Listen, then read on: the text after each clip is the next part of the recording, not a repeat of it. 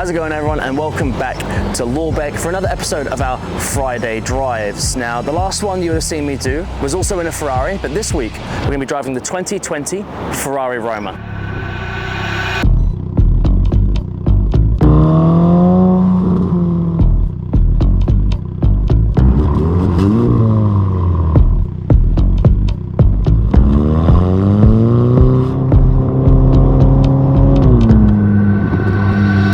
So the 2020 Roma. Now, a little bit different to the car that we drove the last time, which you might be able to see in the window behind us, the 812 Superfast. Now, different in price range, different in its origins. Also, this car has a V8 rather than the 12-cylinder engine in the 812. Now, if you think about some of the styling cues that we've got on the car a little bit more, it's a little bit more subtle in a lot of ways, rather than that sort of edgier look for the 812. See this like sort of front grille here, actually a big fan of the Cavallino on the front there, and then as we move around to the side, got sort of the spoke diamond wheels, and we've got carbon ceramics, always really useful, and then the black calipers on there as well. I'm just going to open up the front as well. I just want to show you the engine bay here.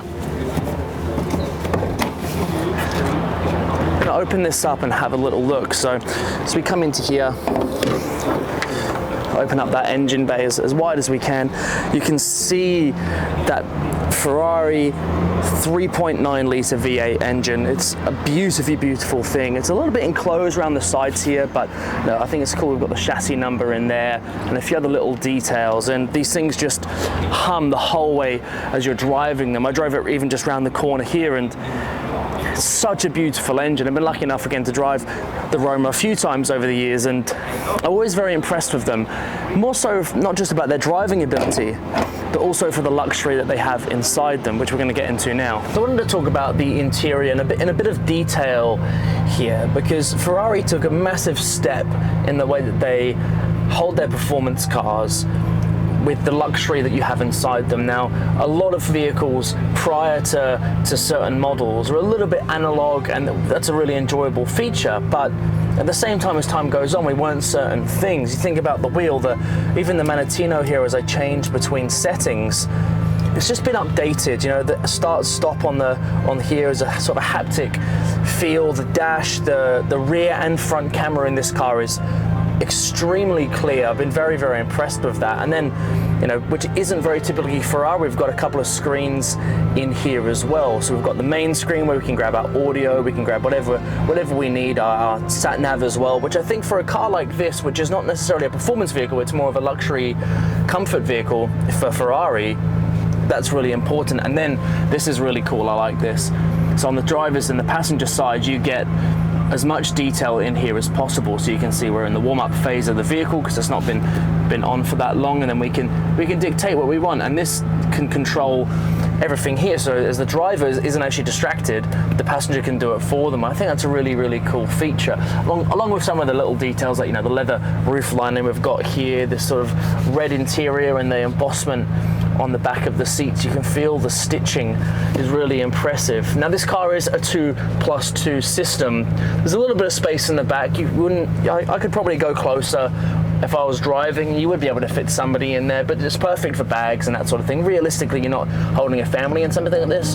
You're going to be driving two people, but it gives you plenty of space. And we're going to look at the boot in a minute because we've got the options list in the back as well. Looking at the exterior on the rear now, you see these sort of slim tail lights on the back. We've also got black exhaust tips, which is one of the options. And I was going to show you this. I always like this about Ferraris. We can have a look at the actual options list on the inside. So on here, you've got personalized specifications. So looking at what we've got, it's got the whole range of different things, but I love the brake calipers. We've got the color for the interior, having a look at the Cavallino stitch on the headrest, which I think is a really nice feature. And then we've got all sorts of different options here. We'll head over here. Passenger display, I think, is really cool. And then a few other little features like the forged diamond wheels, I think are fantastic. They look great. And then with the black calipers as well, I'm a huge fan of. And also having that front and rear camera for a car that is quite long is really good. And actually, I have to say, it's probably one of the clearer pictures of a camera I've seen on a lot of these sort of performance cars. Sometimes they're a little bit awkward to look at. They don't really give you an idea of where you're at, whereas actually this is a really good system.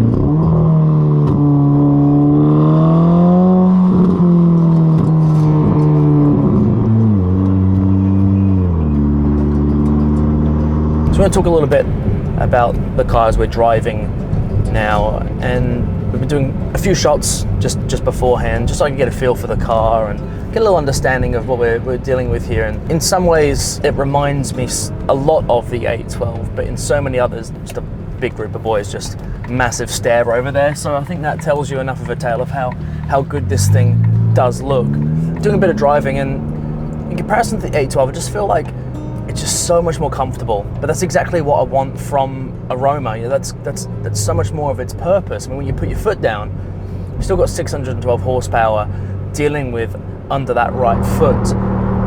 Turbocharged 3.9 litre V8 engine, sings as well. Because of the turbocharged nature of it, you are in a situation where, you know, the noise isn't quite as brutal, but when you start to pluck some gears, we can put it in race mode and start to just pull gears and get a sense of,